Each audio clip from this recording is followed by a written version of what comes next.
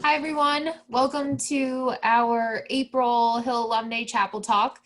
This month, we are going to hear from Molly Hopkins, who is a four-year boarder at the Hill, who followed her dad, John, class of 78, and her sister, Anna, 08, and Molly graduated in 2013. So during her time on campus, Molly was an active member of the varsity field hockey and softball teams, as well as a member of Hill Trebles chamber choir and admissions tour guide, where she was able to convey her love and passion for the school and its curriculum. Molly holds a special place in her heart for the Hill School, given her family background. Fun fact, her parents met on Hill campus, which is super exciting. And the sense of community instilled in her. And after graduation, Molly attended Bucknell University, then later moved to Philadelphia, where what started as a career in software sales soon turned into a journey to find her true professional passion, which is brand marketing. Through a few bumps and twists, Molly navigated her way to her current position as a senior account executive for the marketing firm Archetype, all because of one thing, her strong community. So during her chapel talk, Molly is excited to share her experience growing up in small communities from the start, from rural Pennsylvania to Hill and beyond, and how that has shifted her approach to the term community and networking in general. So Molly, without further ado, take it away. I am going to share my screen. But yes, I do feel like I need to preface the story. Well, can you guys see my screen? Awesome. So yes, my parents did meet on Hill campus. My dad was a 3-year boarder, and my mom went to Shipley, which at the time was considered I guess you would call it the sister school of Hill. And probably not the most appropriate way of meeting, but my mom said that they used to ship in the Shipley girls for Saturday dances. You know, it'd be a big thing. They'd get all dressed up and they'd go to the all boys school. And this is so horrible, but my mom said that when the girls would be exiting the buses going to Hill, that boys would often hold up number cards rating them, which is not nice, not appropriate. But apparently my dad held up a 10 for my mother, and that's how they met. So that's my fun fact. So again, Hill is very near and dear to my heart. But as Ali said, I think the biggest thing that I learned from Hill was just the sense of community it instilled in me. So when I first was asked to host this chapel talk, as I said earlier, I kind of panicked and I was like, oh my God, what major life lesson do I need to convey? You know, what can I speak to that will be engaging and entertaining and relevant? You know, I'm always big on how can I make people entertained? I should have been an actress.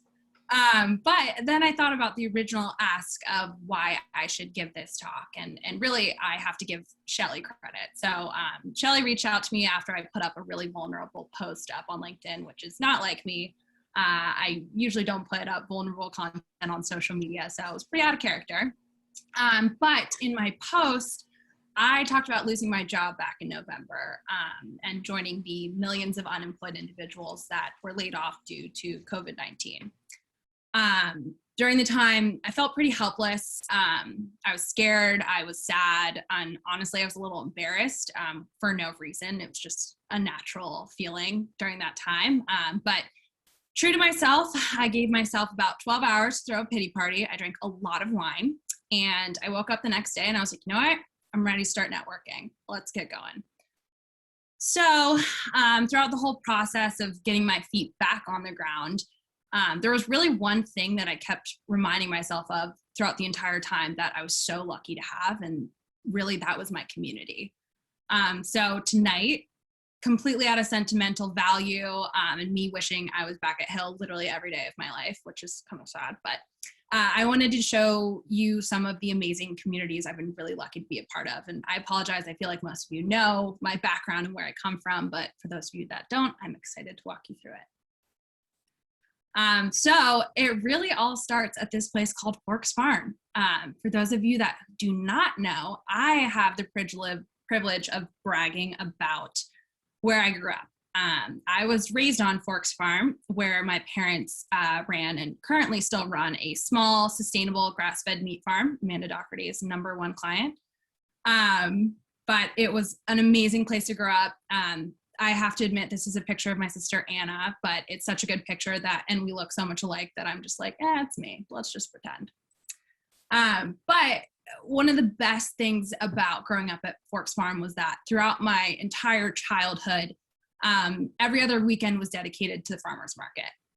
So Saturday mornings around 6 a.m., I'd wake up to the coffee grinder going in my kitchen, and I knew, my parents were subtly waking up my sisters and I saying like, all right, it's time to go. Farmer's market's getting ready for a long day ahead. So every Saturday of my childhood from 10 a.m. to 3 p.m., every spring, summer, and fall, every year, thousands of people would come to Forks Farm to be a part of this community that was brought together through amazing food, sustainable food, people that cared about where their food came from.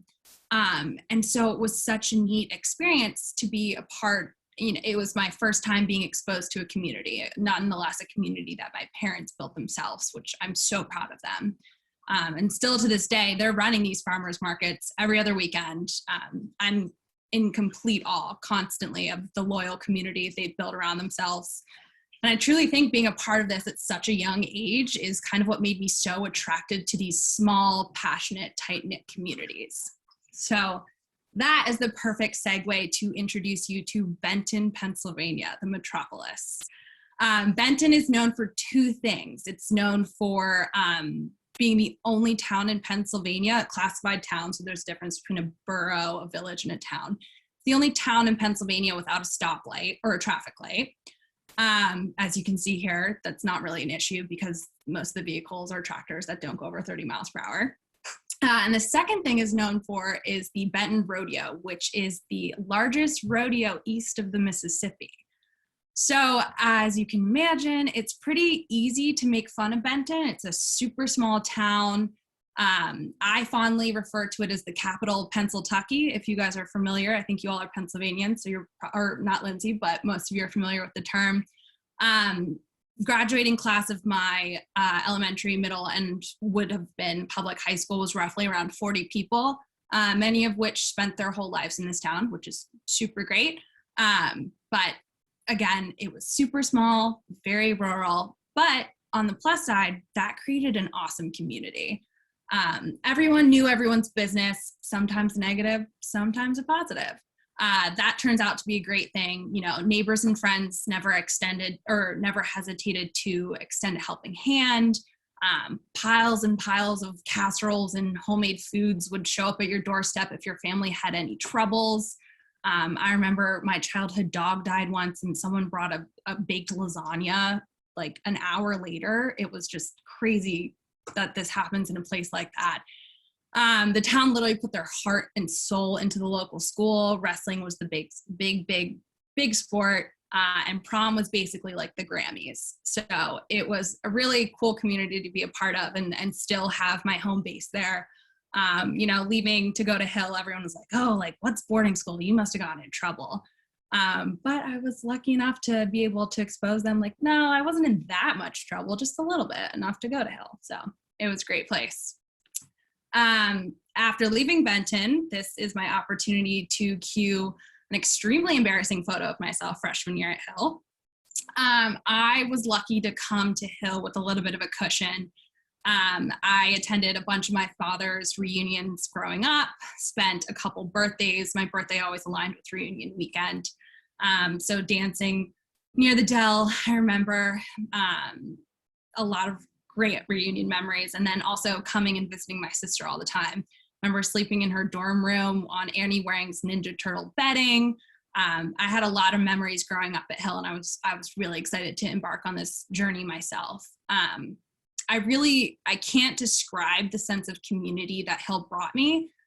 It might have been the seated meals or the team sports or the living in a dorm during your, life-shaping years, being with your community 24/7, almost 365, thanks to preseason and summer trips to see all my friends. And I truly, truly believe there is no community like Hill. People laugh at me when I tell me that, I'm friends with my old high school advisor. I got drinks with him a couple months ago, and people were like, what? You're getting drinks with your teacher? That's kind of weird. But it's again, unlike any other. They think it's bizarre that my friends and I still love to jokingly chant ties that will never sever at almost any opportunity. My college friends always used to be like, Hill ties, Hill ties. And it's true. They're ties that will never sever. And obviously we got to talk about the flag. Almost every major family or networking event, there's someone that's more than eager to whip out the Hill flag, and for good reason. 8 years later, I'm equally as excited and happy to be a part of this community. So here's me at a networking event, my sister's wedding, which had a bunch of Hill alumni. Here's me at senior year, graduating after having just gotten out of the Dell with my father, my sister, and my now brother-in-law, who also is a Hill grad.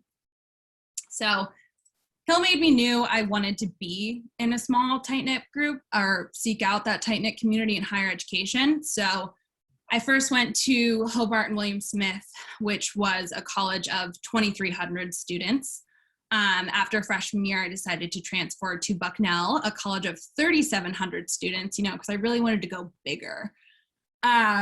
Each stop of the way, I always had some Hillies with me. Here is me at Bucknell graduation with Tim, Megan, and Jamie, who were all with me in the Hill class of 2013. So I think it just goes to show that every community I've been a part of, Hill has taken on a part of that itself and contributed to making those great.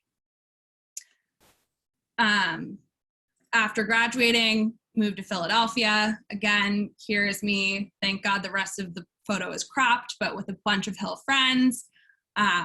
These are some of my closest friends in this photo that I've maintained such great relationships with. Francie, who's on the call, just moved in 2 blocks away from me, and I'm so excited to just knock on her door every second. And I can't express, I'm one of those people that I'm like, yeah, I loved Hill, and the community it brought me. And the friendships it brought me that I know are long lasting just because of those 4 years we shared together. So with that, it might have seemed like I just went on a rant about how much I love Hill, which is true. But I also hope that it shows you how lucky of a community we're all a part of, whether we're students, faculty. I think we all have that sense of pride and knowing that Hill will always be there for us. So when I did lose my job, I knew the first thing I could do was start networking with Hill grads, regardless of whether I had had previous conversations with them or not. Not one of them hesitated to have virtual coffee with me because this occurred during COVID. I was reaching out to people that I'd never met in my entire life, and they're like, sure, let's get coffee. I connected with the director of marketing at Bose, St. Gobain, Vanguard. I connected with marketing managers at Amazon and Netflix. I connected with freelancers, designers, videographers. Everyone was more than happy to connect with me over one simple commonality, which was our community. So with that ends my chapel talk. Short and sweet, but I hope you all enjoyed and feel a little bit of a sense of pride for your own community as well.